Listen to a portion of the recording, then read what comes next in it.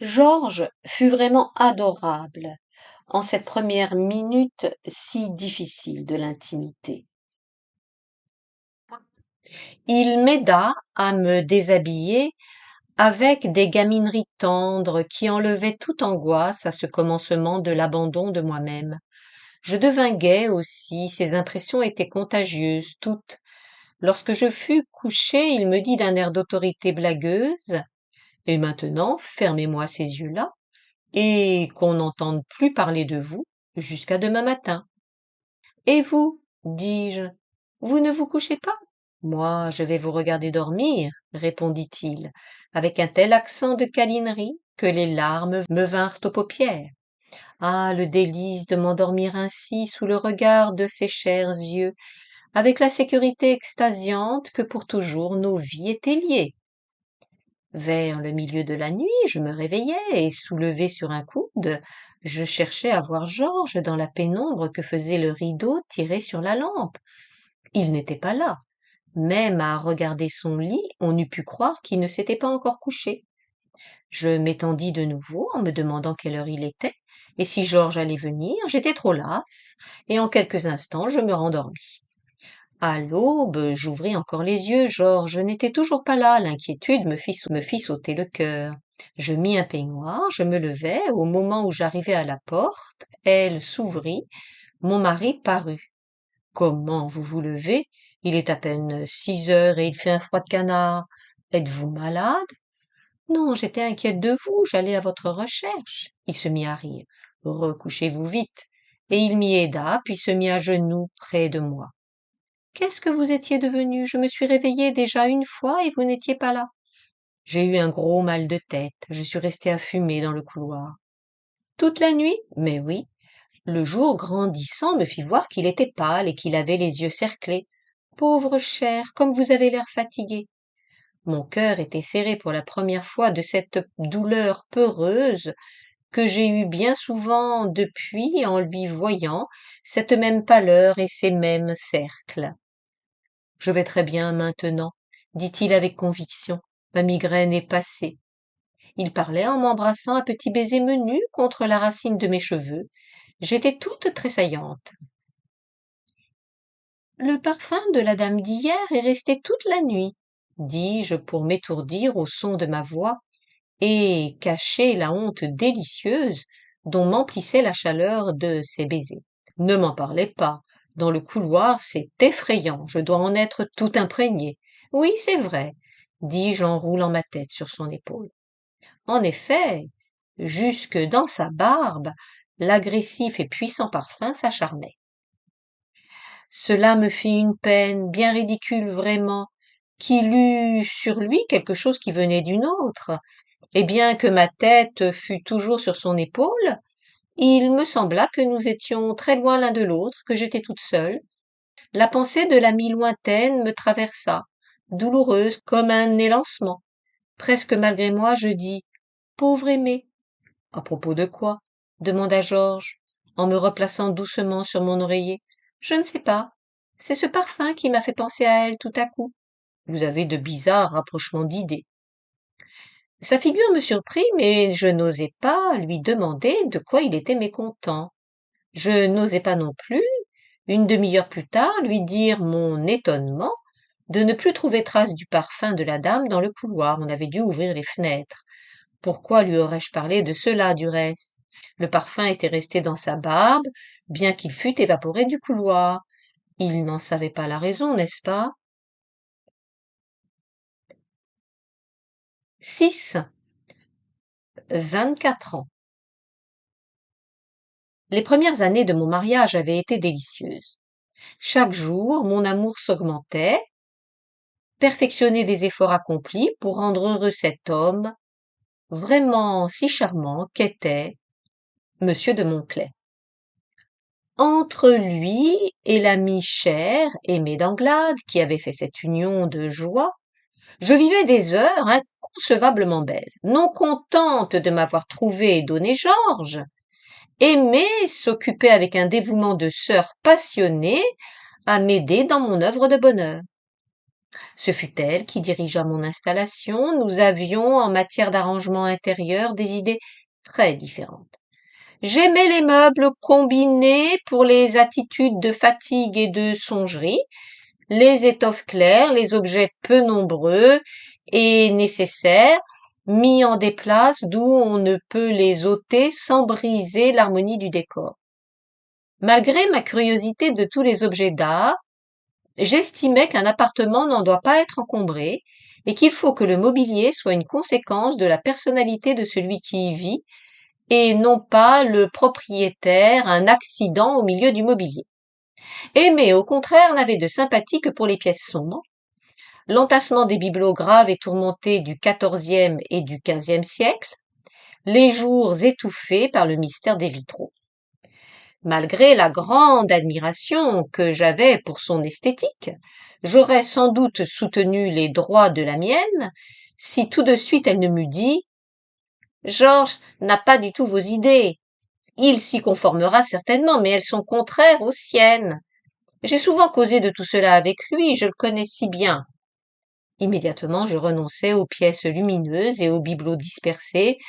Ma maison fut bondée de vierges souffreteuses et graciles, de saints émaciés et pathétiques, de chaises et de caqueteuses dont les carreaux n'empêchaient pas qu'on ne sentît la dureté et qui suffisaient aux gens des temps combatifs et dangereux où l'on s'asseyait peu pour flâner les heures en causeries vaines. J'avais été surprise que M. de Monclaix, avec sa gaieté toujours moussante, ses besoins de blague, eut un goût si marqué pour l'austérité un peu amère des œuvres gothiques. Mais Aimé ne se trompait pas. C'était bien ainsi. Il riait plus haut dans ce cadre mélancolique et ma chambre, très pareille à un oratoire avec ses vitraux sanglants et céruléens, ses meubles d'une âpre sévérité, ses velours mortifiés que griffaient des fils d'or, était favorable à ses ferveurs amoureuses. C'était un homme d'amour. Il en avait la préoccupation et la science. Il savait inspirer un besoin de lui plaire qui domestiquait la volonté à toutes ses fantaisies. Je mis quelque temps à m'accoutumer aux bizarres transformations que lui faisaient subir le désir et la volupté. Il devenait en ces moments différent de lui-même, au point de n'être pas reconnaissable. Ce n'était plus le spirituel et joyeux être, sans cesse armé d'ironie jusque contre lui-même. Il s'assombrissait d'une sorte de fureur angoissée. Il y avait dans sa violence quelque chose d'obscur, de secret, qui faisait peur. Mais de cela même, j'avais une joie d'orgueil et de tendresse. Je croyais posséder de lui, dans cette sorte de sauvagerie inquiète du plaisir, une âme qui n'existait que pour moi, que j'avais créée peut-être, et l'incompréhensible impression de danger dont j'avais le vertige en lui appartenant, et qui par instants me faisait penser avec d'extasiantes épouvantes qu'il m'associait à un crime, cette incompréhensible impression de danger, donc, m'asservissait par son incomparable véhémence. En vérité, cet homme avait le pouvoir de colorer toute chose d'un romanesque virulent. On se sentait exister passionnément, formidablement avec lui. Depuis un quart d'heure, que j'ai fini d'écrire la phrase précédente, je rêvasse, en regardant son portrait, là, devant moi. Ah, le poids briseur d'âme des souvenirs d'amour. Que disais-je? J'en étais à mon installation, je racontais les services que me rendait Aimé d'Anglade, ils étaient innombrables, pas de si petits détails où elle n'entra, elle avait choisi mes domestiques, elle m'apprit à combiner des repas savants, Georges était gourmand, subtilement, il adorait les cuisines compliquées où tout se transpose dans la multiplicité des saveurs, où la nouveauté de la sensation étonne le palais, il lui fallait de l'inattendu.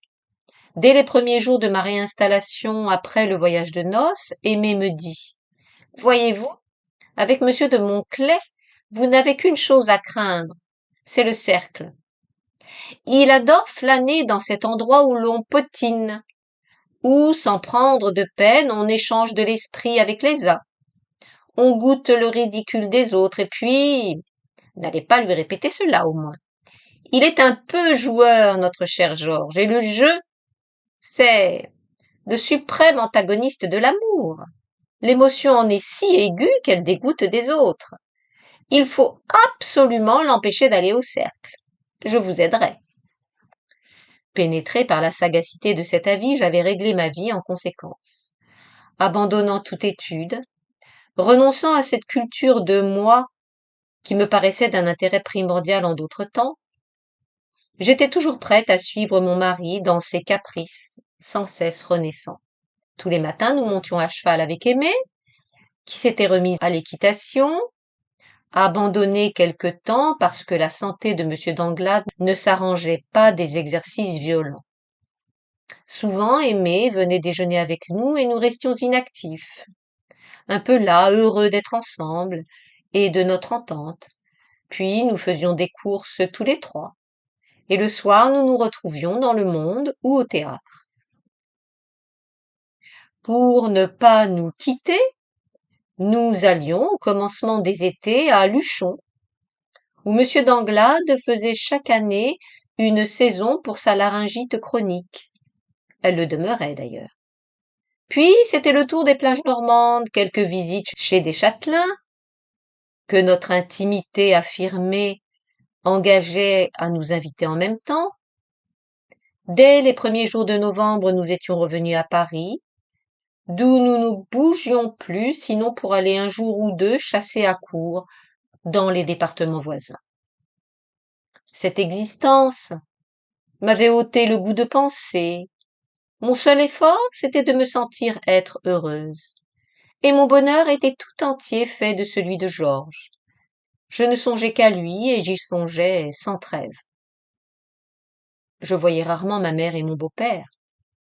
Ma mère avait accepté mon mariage parce qu'il la débarrassait de moi. Mais Monsieur de Montclès, lui, déplaisait. Jamais elle ne manquait l'occasion d'une remarque désobligeante. Il était inoccupé, léger, je ferais bien de le surveiller au lieu de lui laisser la bride sur le cou. Elle était hostile à tout ce que je faisais, critiquait mes relations, mes amitiés même. Elle avait de petites... Je reprends. Critiquait mes relations, mes amitiés, même elle avait de petites improbations pincées pour mon intimité avec les Anglades. Quand on est amoureuse de son mari comme toi, disait-elle, c'est bien singulier qu'on n'éprouve pas le besoin d'être de temps en temps seule avec lui. Je m'étonne que madame d'Anglade, qui est une femme tellement supérieure, n'ait pas plus de discrétion, car vois-tu, un tiers dans un ménage, c'est tôt ou tard un sujet de dissentiment. Elle m'agaçait, mais je dédaignais la totale inintelligence de ses jugements. Aimer devenir un sujet de dissentiment entre Georges et moi. C'était comique, elle qui, au contraire, nous rapprochait. Ne lui devais-je pas cette connaissance des goûts de mon mari, grâce à quoi je n'avais pas eu besoin des presque inévitables secousses initiatrices pour plier complètement ma nature dans la forme de la sienne. Ma mère ne m'avait jamais comprise. Je finis de me détacher d'elle et je m'en tins à ce que les conventions exigeaient comme manifestation. Quelqu'un avait de moi un sens plus juste et plus affectueux. C'était Monsieur d'Anglade. Notre intime fréquentation m'avait donné beaucoup d'estime et d'amitié pour lui. Il s'intéressait à moi presque tendrement, lorsque nous étions seuls, d'une façon très bonne, et m'interrogeait sur moi, sur Georges.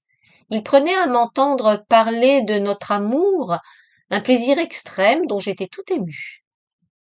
Cette vie où rien ne venait rompre les courants chauds de passion et de sympathie dura 4 années. Un jour, c'était la première fois depuis que nous nous connaissions, j'eus, avec Aimée, une discussion qui laissa des traces profondes. La raison cependant en était ridiculement futile, mais, sans que j'en eusse conscience, Il s'était fait probablement des modifications en moi, et la domination de mon ami me pesait peut-être, sans que je m'en aperçusse. Voici l'histoire. J'avais, depuis mon mariage, une femme de chambre choisie par madame d'Anglade. C'était une individualité de l'ordre de celles dont on résume les avantages en les appelant des perles. D'autres que moi furent sensibles aux perfections pratiques de ma perle, car elle fut recherchée amoureusement par un marchand de vin auquel elle accorda sa main. Au moment où elle m'annonça cette nouvelle, Aimée était hors de Paris pour quelques semaines. Je ne songeais pas à la prévenir immédiatement de l'incident qui me paraissait sans importance, et j'avais déjà remplacé la perle lorsque j'avertis mon ami de son départ. Aimée me répondit, courrier par courrier, 4 pages sur ce sujet, dont elle marquait d'être très agitée. Elle commentait avec emphase les inconvénients terrifiants qu'il y avait à admettre n'importe qui dans l'intimité immédiate de sa vie et terminait ainsi. Je compte bien que vous allez m'attendre pour remplacer Mélanie. Je m'occupe dès maintenant de vous trouver quelqu'un qui vous convienne. Je ne veux pas que cela se fasse sans moi. Je devais être dans un jour de nerfs, car je fus choquée, irritée même, du ton impérieux de la phrase, et je répondis que je la priais de ne pas se mettre en peine, car j'avais trouvé quelqu'un déjà et dont j'étais très satisfaite. Elle était vraiment très bien, ma nouvelle femme de chambre. Elle avait d'excellents certificats, mais ce qui m'avait surtout décidé à la prendre, c'était son physique. Née à Montmartre, de parents autochtones, au mépris de ses circonstances, elle avait une étrange figure d'Italie, des paupières superbement coupées sur de longs yeux, un petit nez tout droit, une bouche à des seins graves, un teint d'une blancheur opaque et des cheveux noirs pourprés qui faisaient un beau pli d'ondulation naturelle à son front.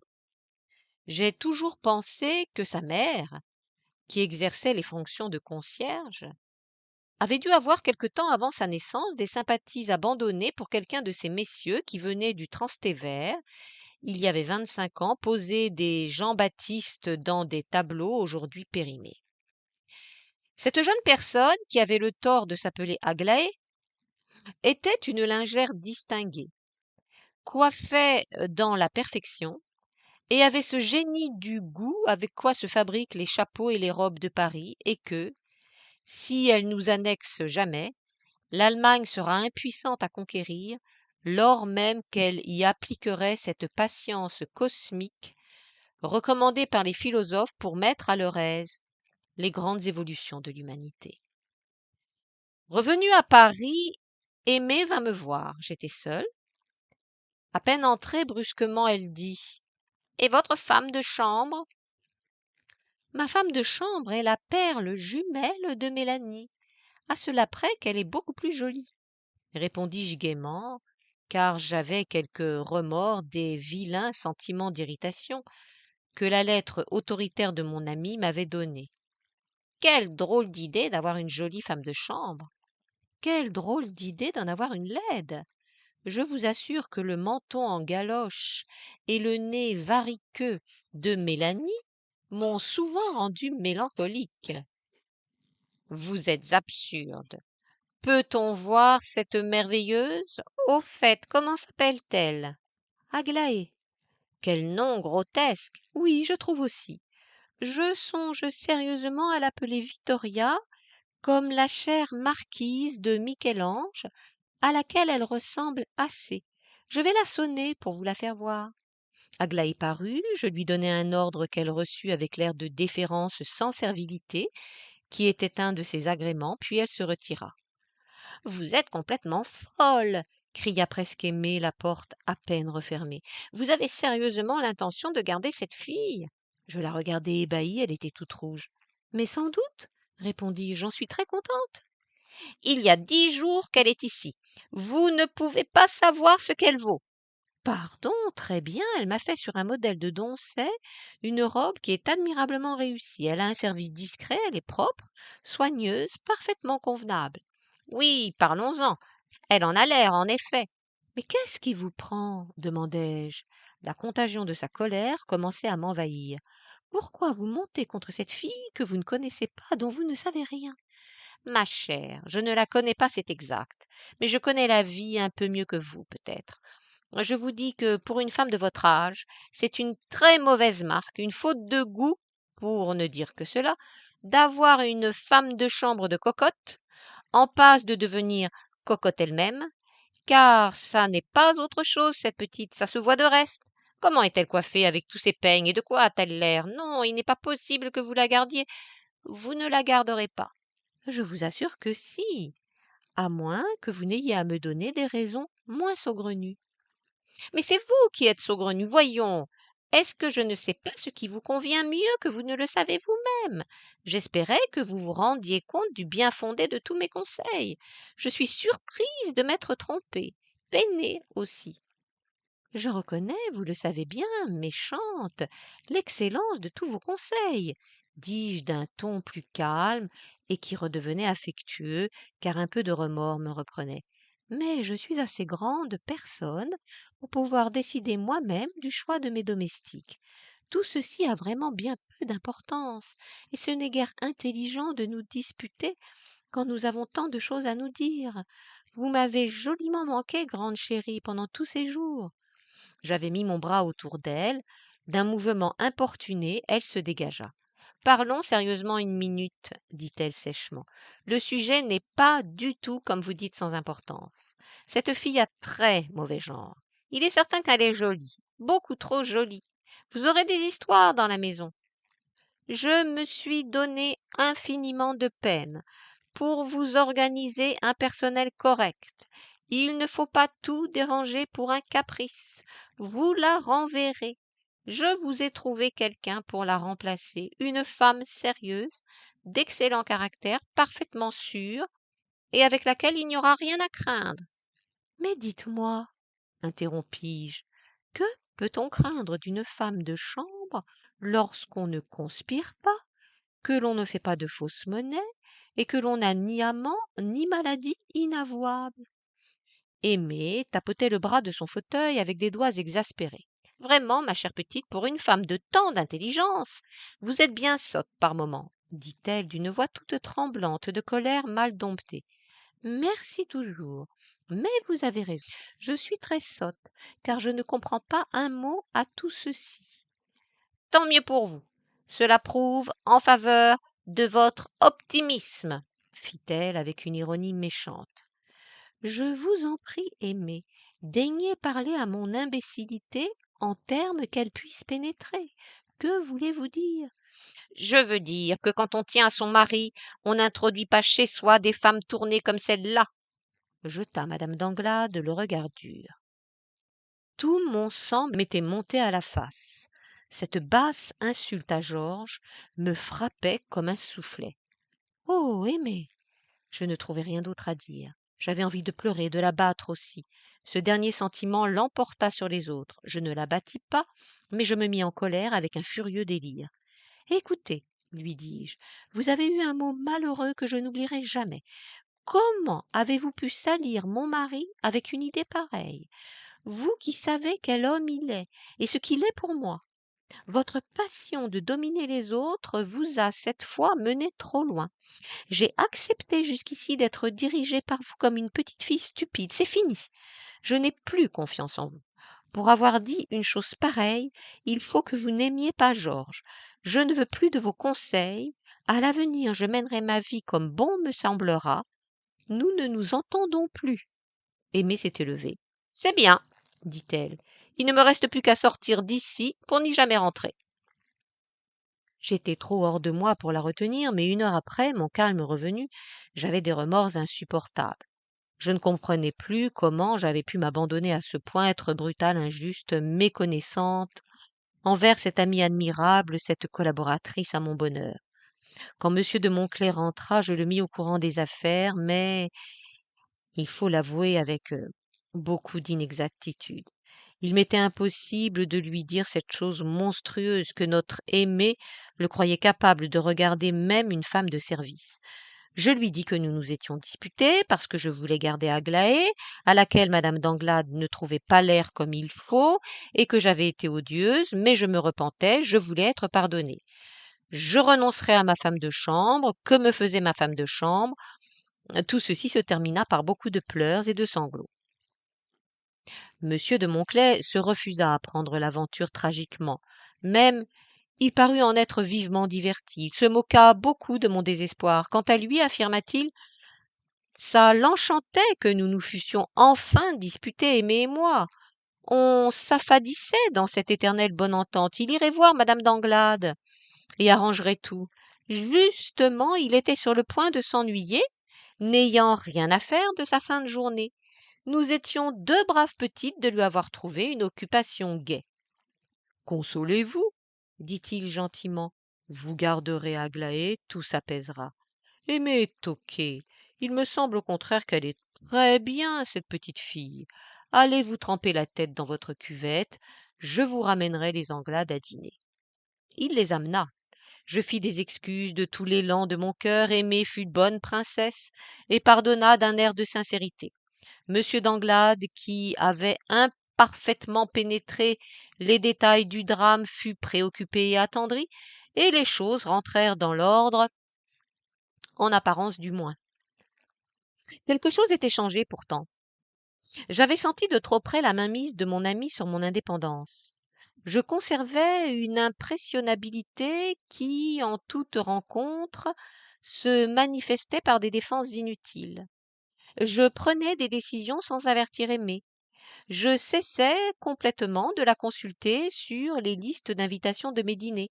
Je fis, sans son assentiment, de nouvelles connaissances. J'éprouvais de tout cela des satisfactions perverses. Elle-même modifiait ses habitudes, mettait plus de réserve dans ses avis. Souvent, je m'apercevais qu'elle arrêtait des critiques tout au bord de ses lèvres. Il se cristallisait entre nous cette gêne particulière qui corrode puis dissout les intimités. Je sentais, et mes modifications intimes avaient fait une telle route que je l'admettais même, qu'un jour devait venir où nos relations se desserreraient. Cela me causait un peu de douleur sourde, mais mon amour pour Georges m'emplissait trop pour que la perte de quoi que ce fût qui n'était pas lui eût pour moi une importance capitale. J'attendais. Un après-midi, j'avais manqué mon essayage chez la couturière, et comme j'avais du temps avant le moment où je devais rejoindre Georges et Aimée dans une pâtisserie pour de là aller au bois, je rentrai chez moi prendre une fourrure, car le vent avait tourné au nord et le froid vif pinçait. En passant devant la porte entr'ouverte du salon, un bruit lointain de voix colère me surprit. Je poussai la porte et j'entrai.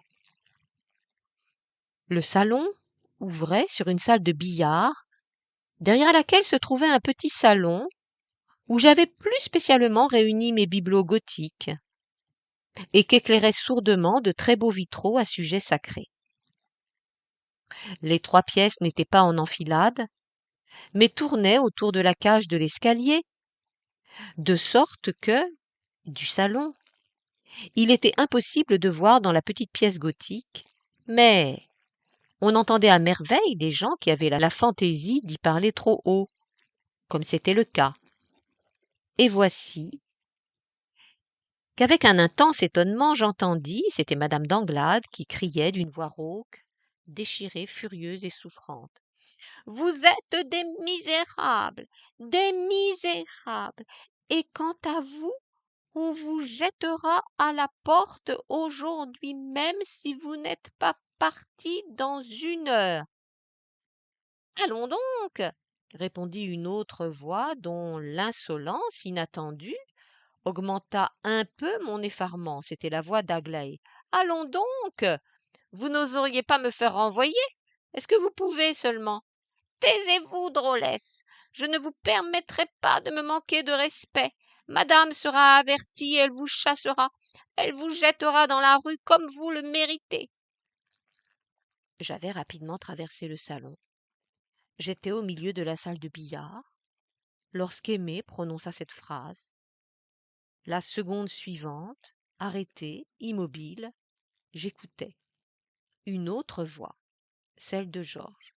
Madame, je vous en supplie, calmez-vous, pas si haut. Il parlait bas, lui, presque dans un chuchotement. L'insolente et gouailleuse voix, toute vibrante, recommençait. Laissez-la aller. Elle ne fera rien du tout. Ayez pas peur. Allez-y donc dire à madame que je vais avec monsieur. Non, mais allez-y. Je dirais, moi, que vous y allez aussi. Et depuis plus longtemps. Pas comme moi depuis aujourd'hui. Depuis des années. Oh, c'est pas la peine de me regarder comme ça.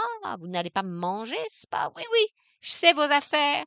Et les autres domestiques aussi, et tout le monde donc, si vous croyez. Bien sûr que je sais que vous étiez la maîtresse de monsieur bien avant son mariage et que vous avez empaumé madame pour qu'elle l'épouse et que ce soit plus commode. Allez lui dire que je vais avec monsieur. Allez-y, marchez, j'ai pas peur de vous. J'étais à la porte du petit salon. Tous les trois m'avaient vue, et moi aussi je les voyais, dans le demi-jour sanglant et céruléen des vitraux d'église. Leur figure me paraissait terrible, la sienne surtout. Oh, cette figure de mensonge, cette figure de crime, cette figure sombre et sauvage qu'il avait aux heures d'amour et qui me donnait le vertige dans ses bras, je la reconnaissais, j'avais compris. Son âme lui était remontée à la face. Il y eut un court moment de silence. Aglaé le rompit. Elle vint vers moi, audacieuse encore, mais les yeux adoucis. Je m'en vais, dit-elle. Je demande pardon à madame qui a été bonne pour moi. C'est pas joli ce que j'ai fait, mais c'est plus fort que moi. J'ai pas pu refuser monsieur. Je ne suis pas grand-chose. Tout de même, il y a encore pire. Sa face, redevenant venimeuse. Vous êtes une sale rosse, lança-t-elle à Aimé. Puis elle sortit en courant. Toutes ces choses se passaient avec une démentielle rapidité. Monsieur de Monclaix vint à moi. Écoutez. Non, taisez-vous. Ne mentez plus, c'est inutile. Sans doute ma tension intérieure communiquait de l'autorité à mon accent car il n'insista pas. Il se jeta sur un fauteuil, les paumes au visage simulant un sanglot. L'amour, ça se tue comme un homme. D'une balle qui éclate la cervelle ou crève le cœur. Ça meurt, comme ça, raide, sur le coup, en une seconde. Je vis le ridicule du monsieur pincé, la bassesse de la comédie tablée sur ma pitié saignante, sur ma faiblesse. Sous l'acide de mon effroyable torture, tout mon amour décomposé devenait dégoût. Ah, l'affreuse chose qui montait à ma gorge en m'étouffant, qui coulait dans mes veines, qui m'hypertrophiait le cœur, qui allait faire se briser mes tempes. Il ne faut pas. Il ne faut pas. Ma volonté pliait. J'allais crier, tomber, mourir, mais non. Il y eut en moi un choc. C'était mon orgueil réveillé, sanglant, furieux. Tout cela avait duré des secondes. Je regardais madame d'Anglade, je devais sembler incroyablement calme. Vous aviez raison, dis-je, même les femmes de chambre. J'ai eu tort de ne pas vous croire. Vous saviez mieux que moi. Maintenant, allez-vous-en. Non, n'expliquez rien. Je viens de tout comprendre, cela suffit. Ne soyez pas inquiète, je ne dirai rien à votre mari. Ce n'est pas la peine que l'on se batte pour cette sale chose. Le mépris suffit. Vous vous arrangerez pour passer l'hiver hors de Paris. Il faut que je nettoie mes yeux de votre image. Quand vous reviendrez, je partirai et puis, après, je m'en fie à votre tact. Ce fameux tact dont vous êtes si fière pour ne pas m'obliger à un éclat pour me séparer de vous. Je n'ai plus rien à dire, vous pouvez vous en aller. À ce moment-là, j'ai été très peu sensible à l'immense douleur qui lui déformait les traits. Après, j'ai compris qu'elle était torturée de quitter son amant, et je l'ai plainte. Même je ne suis pas certaine qu'elle ne souffrait pas aussi de me perdre, car elle m'avait aimé. Le cœur est une mécanique à rouage antagoniste, mais qu'importe. Il n'y eut plus une parole entre nous. Quand elle fut dehors, mon mari ôta ses mains de son visage et vint à moi, disant de cette voix chaude qui pliait ma volonté: Odile, je vous en supplie. Je levai la main entre lui et moi. Ce très petit geste, je le sentis, rendait l'espace si étroit qui nous séparait infranchissable. Il le sentit aussi. C'est fini, dis-je, et ça l'était. Il a souffert, lui aussi, sans aucun doute, car je m'en suis rendu compte depuis, ce n'étaient pas seulement les filles de chambre et les amis intimes qu'il lui fallait, mais toutes les femmes. Et la pensée qu'il en existait qu'il ne pourrait avoir, fût-ce la sienne, le rendait malade. 7. 26 ans. J'avais connu cette gentille petite femme à un cours où des mondains et quelques artistes se réunissaient pour chanter des chœurs. C'était une fine poupée teinte en blond enfantin. Elle se nommait Louise Armaille. Ce qu'on percevait d'elle à première vue, c'est qu'elle avait des yeux énormes et la taille étroite. Elle chantait joliment, sa frêle voix avait des aigreurs cristallines qui prenaient aux nerfs. Elle paraissait sentimentale et tendre. En réalité, elle était terriblement gaie. Attachée à moi très vite et sans raison, elle m'avait fait d'abondantes confidences. Avant de vérifier mes titres, à rassurer sa prudence. J'appris qu'elle n'aimait pas son mari parce qu'il était bête, mais que son amant, qu'elle adorait, avait beaucoup d'esprit et qu'il répondait au nom d'André. Sa confiance en moi n'alla pas jusqu'à la révélation du nom de famille de cet heureux homme. Je n'étais pas choquée de ce que madame Armaille eût un amant. Je commençais à entrevoir la difficulté d'être ensemble heureuse et honnête, et il me paraissait que chacun, ayant droit à un peu de bonheur, peut légitimement le chercher où il croit qu'il se trouve. Mais l'amour me semblait une énorme affaire, à quoi il faut mettre beaucoup de gravité, et de cela ce cœur bibelot qu'avait Louise s'affirmait tellement incapable que j'avais quelque inclination à mépriser les sentiments si éperdus dont elle me contait l'histoire. Je croyais à cette époque qu'il faut de hautes âmes et des cerveaux puissants pour porter de grandes passions. Depuis, j'ai acquis la conviction que l'amour, comme l'Esprit de Dieu, à quoi il ressemble fort, souffle où il lui plaît. La pointe de dédain que je mettais à écouter les récits de Louise ne les empêchait pas de m'intéresser. J'étais triste, amère, pleine de solitude depuis que je n'aimais plus mon mari, et les visions suscitées par cette amourette me faisaient un mal cher qui enfonçait mieux en moi les pointes blessantes de mon renoncement. Renoncement que je n'étais pourtant pas certaine de continuer toujours, car l'inutile poids de ma puissance d'aimer m'opprimait d'être vain. Je m'occupais beaucoup de musique et de charité. Chaque matin, je faisais le ménage d'une vieille pauvresse grognon qui, vexée par les obstacles que j'apportais à l'exercice de son alcoolisme, ne pouvait pas me souffrir. Mes journées, pleines d'actes, étaient vides d'émotions. Les soirs, j'étais vaincue d'inutiles fatigues, et pendant que je musais ainsi dans le silence, d'autres vivaient en ardeur et en joie, couraient vers l'amour d'une intrépide violence. Je m'ennuyais incroyablement. On me faisait peu la cour et jamais avec suite. J'avais par orgueil maintenu la façade de ma vie et se m'était un plaisir enragé de témoigner en public des déférences de femme éprise envers mon mari.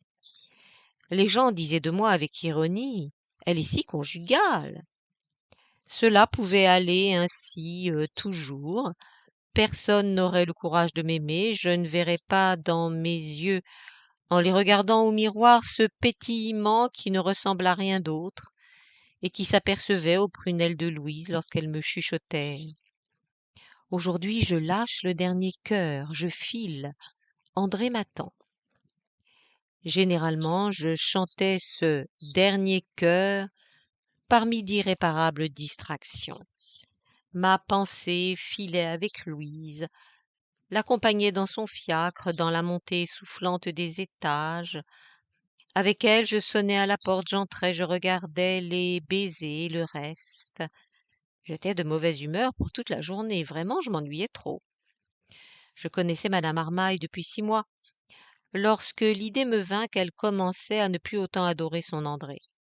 Ce fut un jour où, me parlant de la jalousie qu'il témoignait d'avoir de son mari, elle déclara qu'il était rasant. Je fus offensée, comme si l'inélégance du terme se fût appliquée à quelqu'un que j'aimais. En réalité, c'était l'amour inoccupé dont j'étais pleine que cette légèreté atteignait. Évidemment, cette petite folle était indigne de la passion. Je pressentis que le pauvre André marchait aux pires mésaventures. Un après-midi de juin, je flânais dans le Louvre, m'amusant à l'étude de ces mauvaises faces, roncées de vices, creusées de maladies, abêties de pouvoir qu'avaient les empereurs romains. Dehors, il faisait très chaud et ce rez-de-chaussée du musée était frais, délicieusement. On y goûtait cette odeur de grotte, ce parfum des vieux marbres qui donne un plaisir de boisson glacée. Tout à coup, au détour du piédestal du Mars Borghese, je me trouvai en face d'une robe rose et d'un chapeau mauve. C'était Louise Armaille.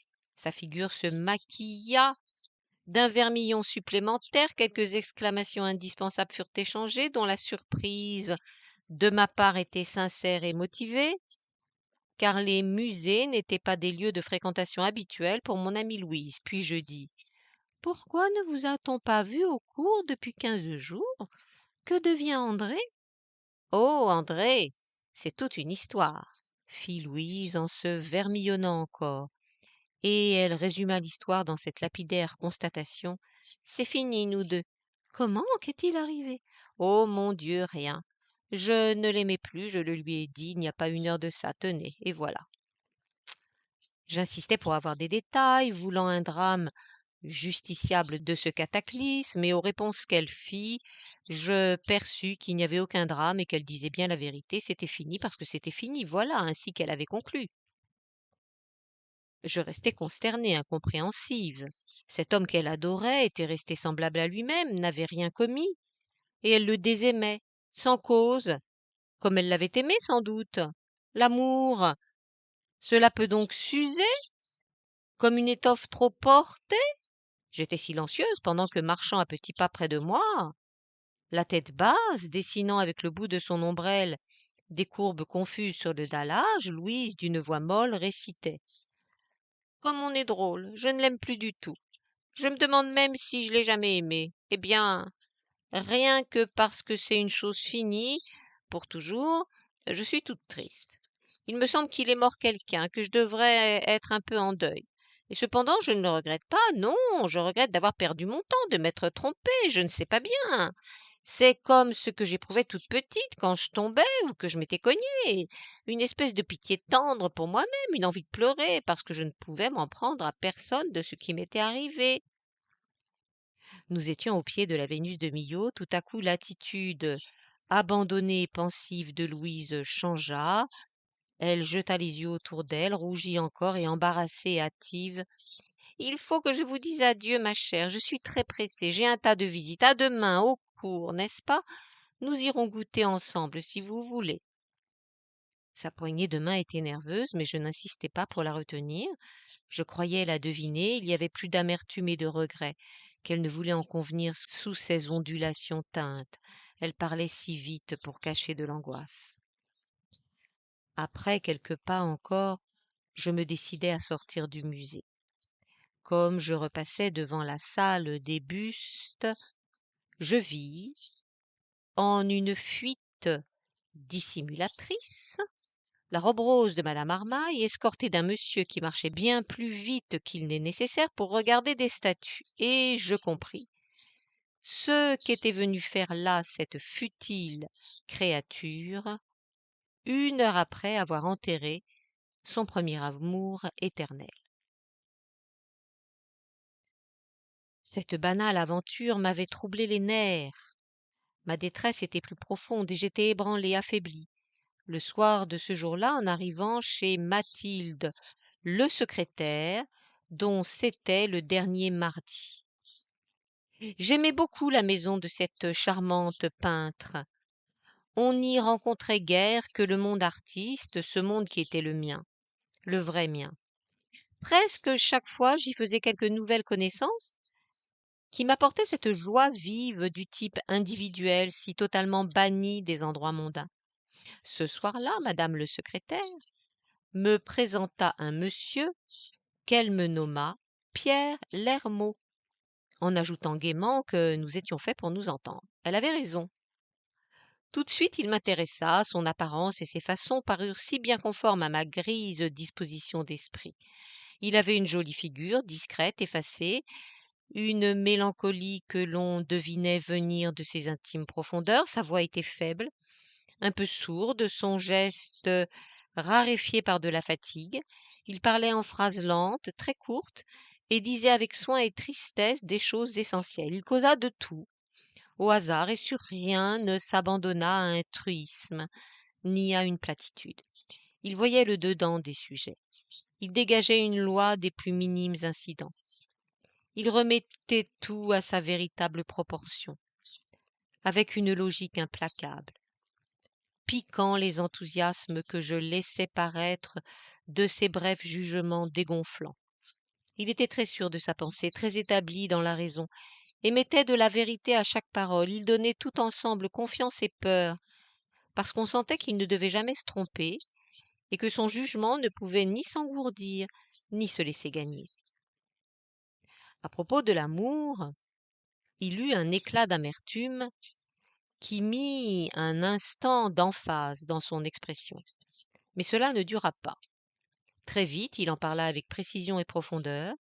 Ses opinions totalement dépourvues de rêvasserie avaient, dans la dureté de leur déterminisme, une telle rectitude de bonne foi que mon habituel romantisme en fut dominé.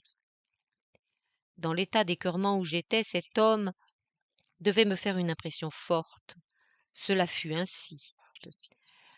Je l'avais convié à venir à mon jour, il n'y manqua pas et je le revis souvent. À chaque conversation, j'étais contrainte à reconnaître davantage cette faculté d'avoir toujours raison qui était en lui, et je l'estimais plus. Par un hasard, en était-ce bien un, il vint passer l'été à Dinard, où j'avais une villa.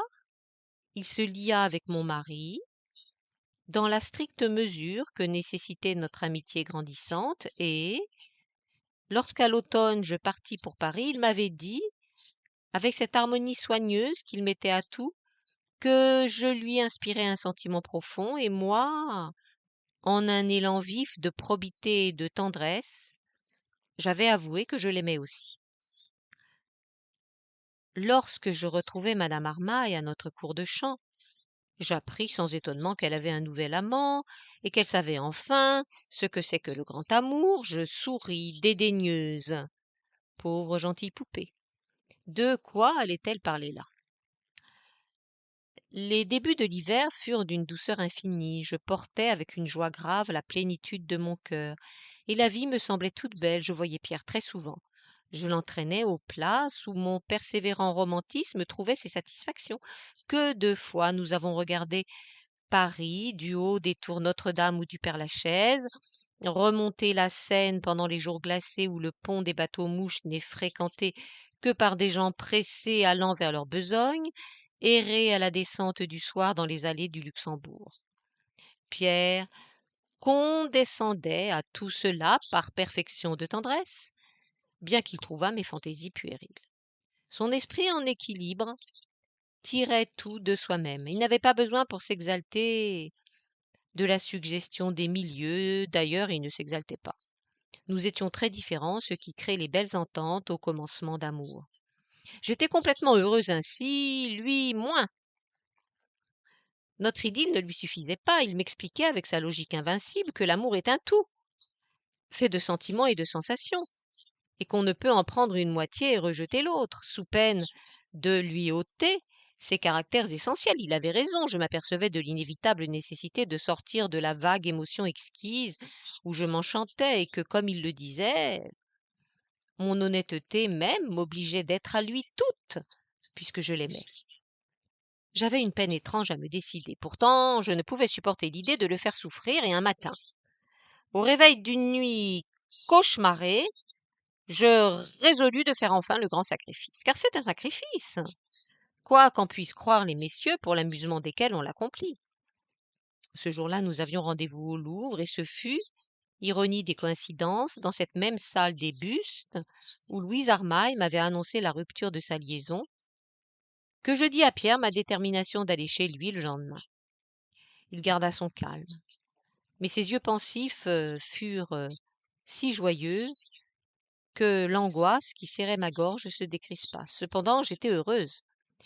Le lendemain, en sortant de son appartement, dont l'ordre méticuleux m'avait paru une prolongation de sa personnalité sur les choses. Il m'adorait, je l'adorais. Ça avait été une heure très douce. À me sentir sienne, j'acquérais à mes propres yeux une valeur nouvelle. Oui, tout était bien ainsi, parfaitement bien. Peut-être n'avais-je pas la vocation de l'adultère, mais on arrive à bien faire les choses, même dont on n'a pas la vocation, en y appliquant sa volonté persévérante. Je m'accoutumerais à être joyeuse, d'aller à des heures fixées, me déshabiller, chez mon ami. Lorsque nous serions séparés, la pensée de sa grande joie, de la mienne aussi, empourprerait le gris des heures.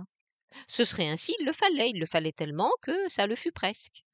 Je m'excitais à l'enthousiasme, et, lorsqu'il n'était pas là, j'y atteignais quelquefois.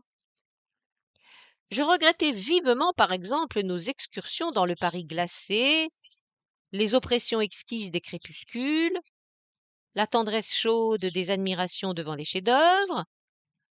Nous avions renoncé à tout cela qui était, disait Pierre, dangereux, et d'ailleurs inutile, puisque nous pouvions nous voir en parfait confortable chez lui. Il apportait dans le règlement de notre vie, par sentiment de ses devoirs envers moi, le même souci scrupuleux de prudence et de logique qu'il mettait dans la construction d'un raisonnement. Il avait un sens infailliblement juste de tout, et il mettait tant de douceur à n'avoir jamais tort que lorsqu'il prenait la peine de me démontrer avec bonté combien étaient absurdes mes chimérismes, je lui savais gré du sentiment net qu'il me donnait de mon ridicule. Depuis que j'avais un amant, un rapprochement s'était fait entre moi et Louise Armaille. Je n'éprouvais aucun besoin de lui rien confier, mais j'étais curieuse davantage de ses aventures. C'était là, je le croyais, un peu de snobisme de cœur, le désir de mieux constater, en la comparant, la beauté de ma liaison. Louise était enchantée de son nouvel ami. Elle trouvait en lui la gaminerie écervelée qui lui convenait. Parfois un peu méchante, je lui rappelais son premier amour, mais ça la faisait rire. Ce raseur d'André, comme elle l'appelait, n'était plus pour elle qu'un souvenir un peu grotesque. Mon tranquille bonheur dura jusqu'à l'été. Là survint le premier trouble. Il fut grave. Pierre, retenu par des devoirs de famille, m'annonça qu'il ne pourrait me rejoindre en Bretagne. Je discutais passionnément avec lui, mais en vain. Il remplissait son devoir envers les siens avec une ponctualité rigoureuse à quoi rien ne pouvait le faire manquer. C'étaient 2 grands mois à passer l'un sans l'autre.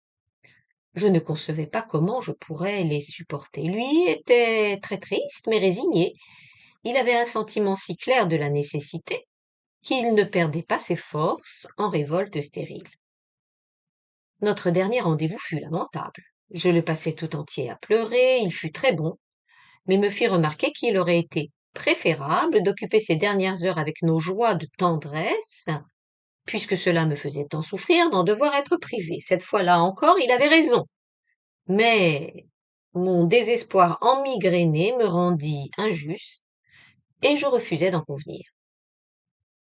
Il est à supposer que j'ai de moi-même une ignorance profonde, car mes événements psychiques sont toujours différents de ce que j'attendais.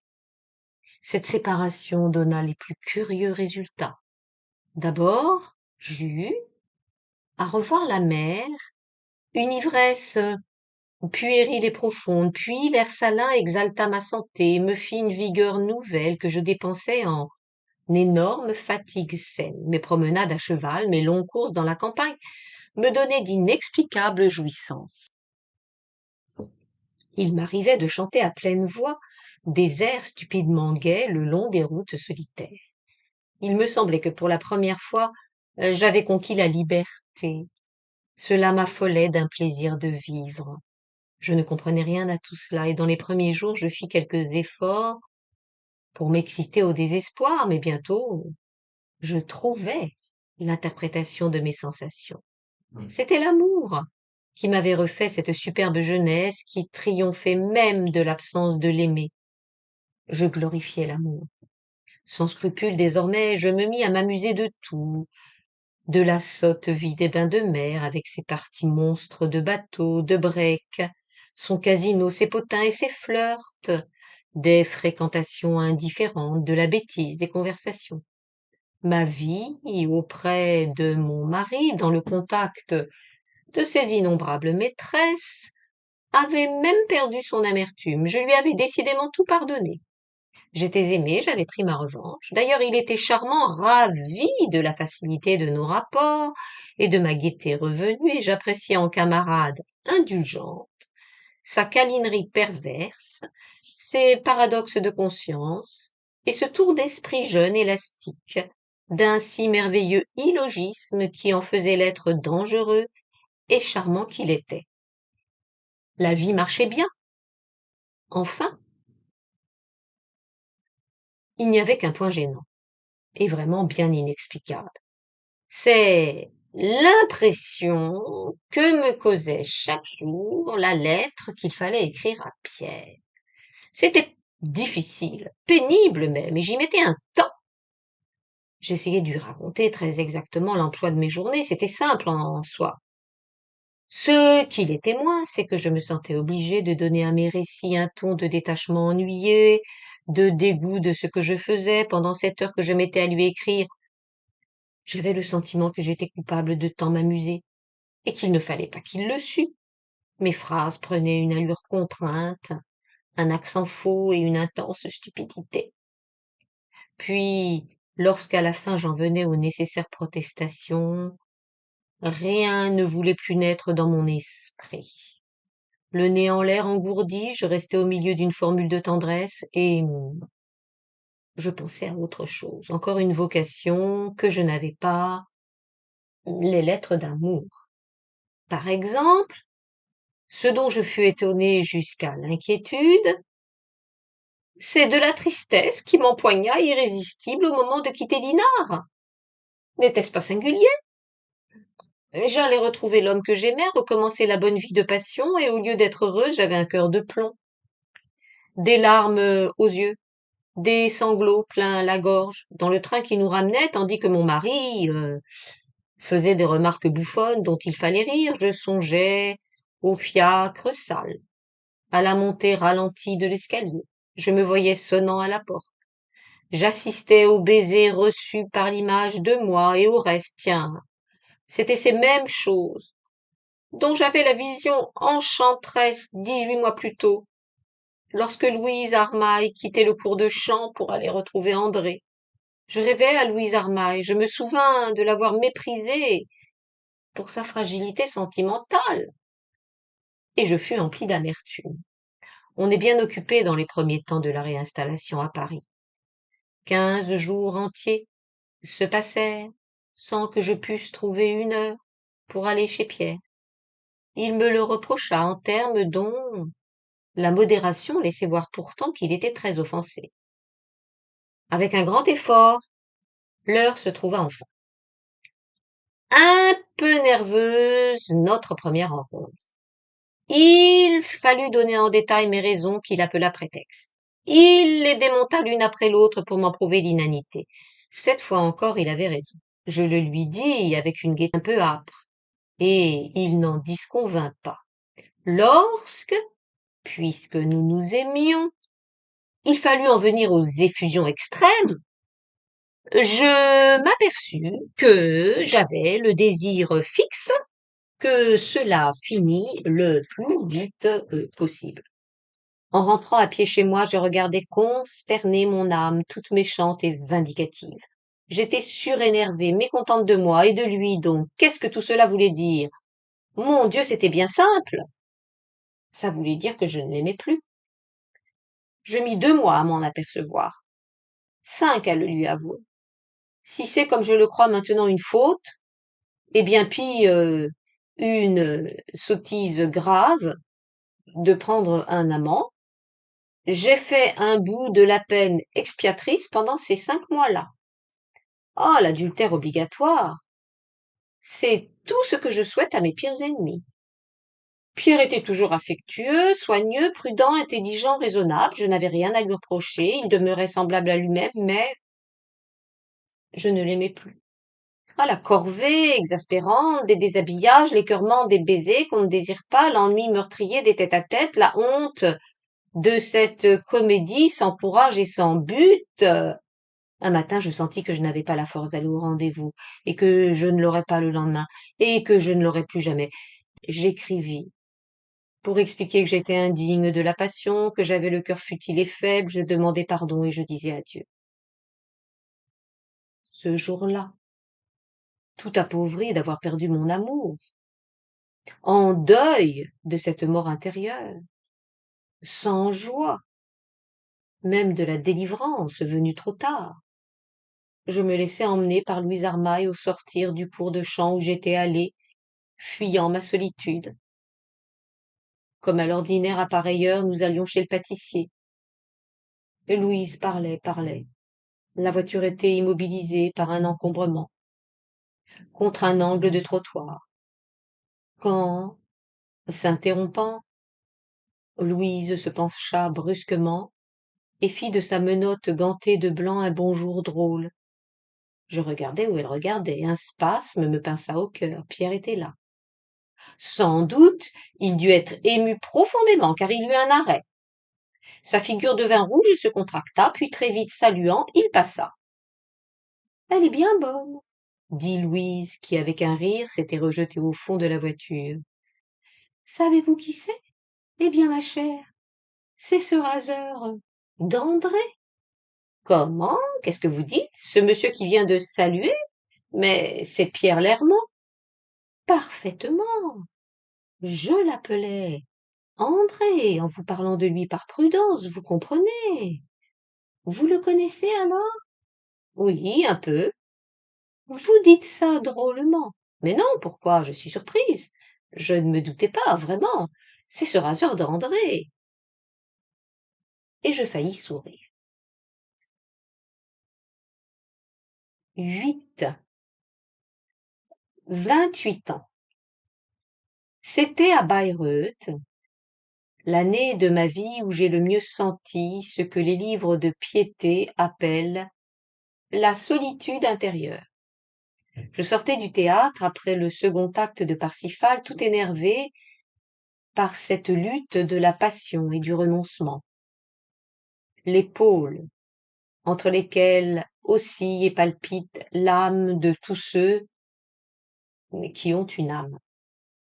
Wagner ne s'est pas trompé en pensant que ces drames moraliseraient pour des secondes, démoraliseraient pour des heures, détraqueraient enfin les gens qui s'abandonnent à eux.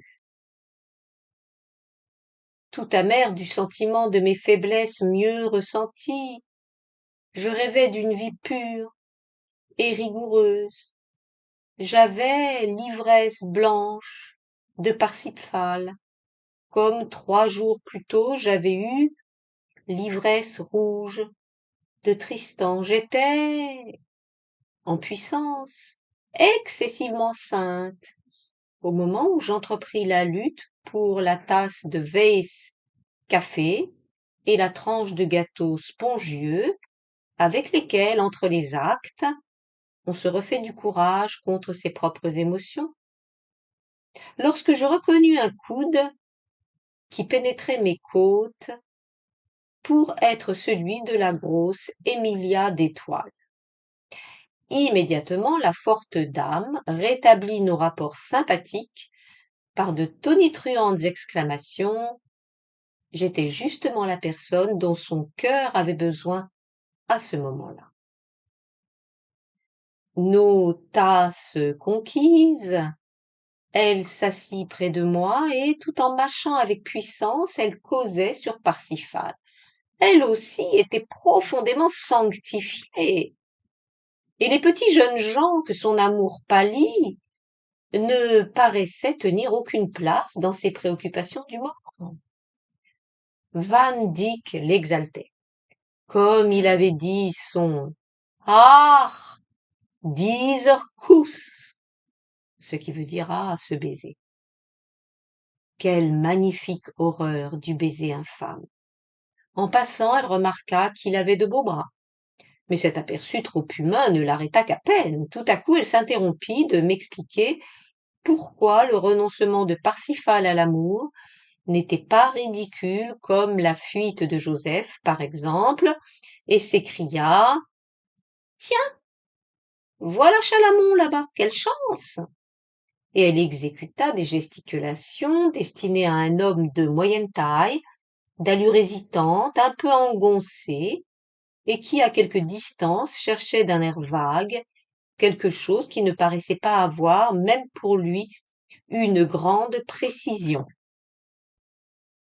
Les ailes du moulin d'Emilia réussirent à fixer son attention, et tandis que, coupant lentement la foule, il venait vers nous, elle m'expliquait. Figurez-vous que ce pauvre Chalamon a une passion pour vous. C'est un être admirable, une âme, ma chère. Il s'est intéressé à vous en entendant raconter toutes les horreurs que vous fait votre mari et votre attitude si généreuse, si digne. Tout l'hiver il a cherché à vous connaître, mais vous allez si peu dans le monde maintenant. Enfin, le mois dernier, apprenant que nous sommes liés, il m'a supplié de vous le présenter, seulement vous étiez déjà parti pour l'Allemagne. Mais comme ça s'arrange bien que ce soit justement ici que vous le rencontriez, ça a l'air d'un roman, vous ne trouvez pas? Non, j'ai déjà rencontré beaucoup de gens à Bayreuth, sans que cela me parût avoir quoi que ce fût de romanesque. Emilia ne répondit pas, car monsieur de Chalamon nous rejoignait. Il y eut des exclamations, des présentations, et notre Weiss café étant avalé, nous sortîmes tous les trois.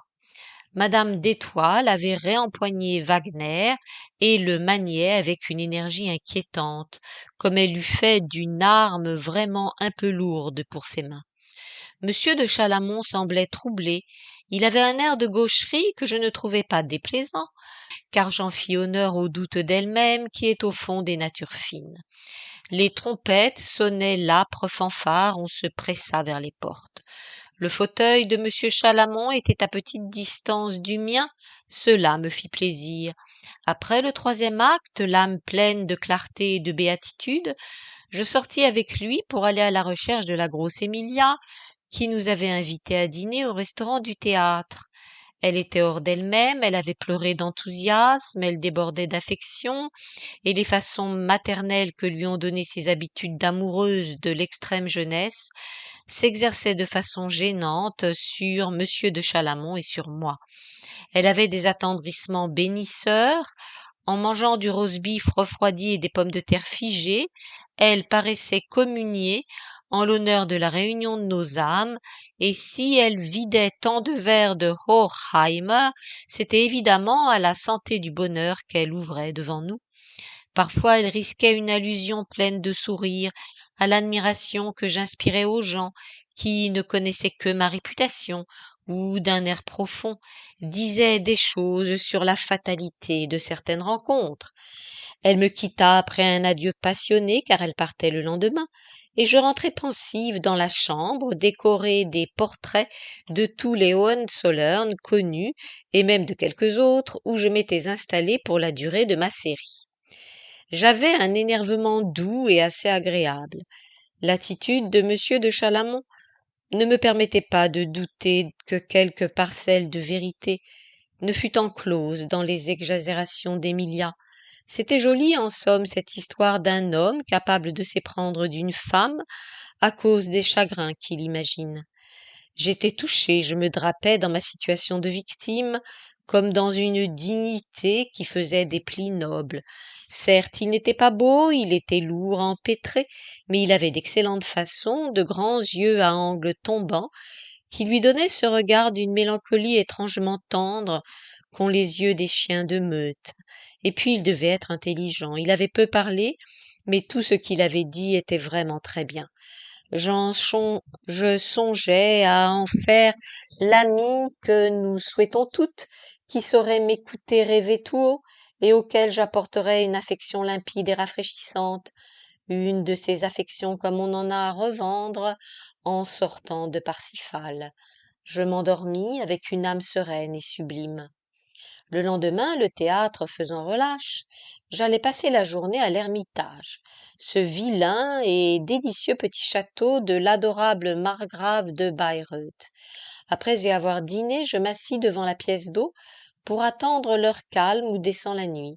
Déjà, sous les grands arbres, le taillis s'enfumait d'obscurité, le ciel blêmissait, et des assombrissements équivoques, des lueurs attardées et furtives, communiquaient aux statues moussues du bassin une inquiétante et douce vie. Le silence était parfait, une tristesse s'échappait des choses en ondes régulières, comme le parfum des fleurs nocturnes, et je m'enfonçais dans cet attendrissement navré, si exquis où ce réveil confus enjolivait l'écho de toutes les souffrances. Un pas sonna sur les dalles de la terrasse derrière moi. Je restai immobile, ne voulant pas rompre la tristesse dont je jouissais. Le pas descendit les marches, se rapprocha. Il fallut tourner la tête, je reconnus M. de Chalamont arrêté, son chapeau à la main, l'air tellement embarrassé que je me hâtai de dire bonsoir. Il vint tout près de moi et resta planté sur ses pieds. Ils étaient larges et un peu plats, avec les épaules extraordinairement remontées derrière sa tête, en signe de confusion sans doute. Je l'invitai à s'asseoir et il le fit avec une telle précipitation qu'un grand morceau de ma robe se trouva engagé sous lui et avec une telle brusquerie que l'attraction exercée sur l'étoffe la fit craquer violemment. Il s'excusa, se recula un peu, je tirai ma jupe pour la dégager, cela ne suffit pas, il recula encore, puis, comme cela ne donnait aucun résultat, il finit par se lever. Je ramenai contre moi les plis de ma robe et il se rassit. Nous étions gênés. Il y a des décors dans lesquels la maladresse hurle particulièrement. Il fallait parier. Je dis: j'ai passé la journée ici. Moi aussi, me fut-il répondu. Tiens, c'est curieux, je ne vous ai pas aperçu. J'ai craint de vous importuner. Ah, vous m'avez vu alors? Sans doute je vous ai suivi de loin presque tout le temps. Il n'était peut-être pas tout à fait aussi timide que je l'avais imaginé. L'entretien, ainsi commencé sous l'émouvante fraîcheur de la nuit dans ce parc sans rumeur, marcha vite. Une demi-heure après notre rencontre, il faisait trop obscur pour que nous vissions nos visages. Alors il me raconta qu'il m'avait aperçu au théâtre 18 mois plus tôt, qu'il avait été frappé de la mélancolie, de l'air d'énergie vaincue de toute ma personne. Il ne dit pas qu'il m'avait trouvée jolie, et je lui sus gré de la délicatesse de cette façon d'opérer. La suite était bien conforme aux renseignements d'Emilia. En me retrouvant à Parsifal, il s'était décidé à se présenter lui-même s'il ne se rencontrait personne pour lui rendre ce service. Il ne pouvait plus attendre davantage pour s'assurer si vraiment j'étais bien l'être de tendresse et de douleur dont le souvenir le hantait. Et si je suis en effet cet être-là, dis-je un peu moqueuse, lorsqu'enfin il se tut, vous aurez naturellement l'illogisme de m'offrir de me consoler. Ce sera une bien fâcheuse erreur, car consolée, je ne serai plus la femme à qui vous vous êtes intéressée parce qu'elle était triste. Non, madame, je ne vous offrirai pas de vous consoler. Je ne suis pas un sot ni un fat, mais je me donnerai à moi-même la permission de vous aimer. Il est tard, dis-je en me levant. Je ne savais où cette excentrique causerie pouvait mener. La nuit m'émouvait, et aussi la voix de monsieur Chalamon, une voix voilée, ardente et faible, qui prenait aux nerfs. Il avait tout à gagner à causer dans les ténèbres. Vous reviendrez ici demain, dit-il, bien plus comme quelqu'un qui affirme un fait dont il est sûr que comme quelqu'un qui interroge. Je ne sais pas. Bonsoir, monsieur. Je m'en allais sans lui tendre la main. Il se rassit après m'avoir salué. Naturellement, je retournai à l'ermitage où je trouvais monsieur de Chalamon installé à l'une des tables où l'on mange et boit des choses suspectes, en face de l'endroit par où entrent les voitures. Il vint à moi et me proposa de descendre au fond du parc. Il y avait des promeneurs dans les allées. Accepter n'avait rien qui m'engageât beaucoup. J'acceptai. J'ai passé la nuit sous ces arbres, me dit mon singulier ami. On y est à merveille pour penser douloureusement à vous. Pourquoi pensez-vous douloureusement à moi? J'étais un peu agacé de ce début. J'avais passé l'âge où l'on tient à ce que les hommes prennent des rhumes dans la rosée pour témoigner de leur amour. Parce que, répondit-il avec un excès de gravité, j'ai découvert en vous cette chose atroce dont l'acide désagrège les sentiments. Vous m'inquiétez, qu'est-ce, mon Dieu? C'est l'ironie, me répondit-il avec une amertume et une emphase que son évidente sincérité atténuait, heureusement. Je regardais le sable, et je poussais les cailloux du bout de ma bottine. Il avait peut-être raison, en somme. Il disait sérieusement des choses très tendres, et je n'avais que l'envie de m'en moquer. Il continuait.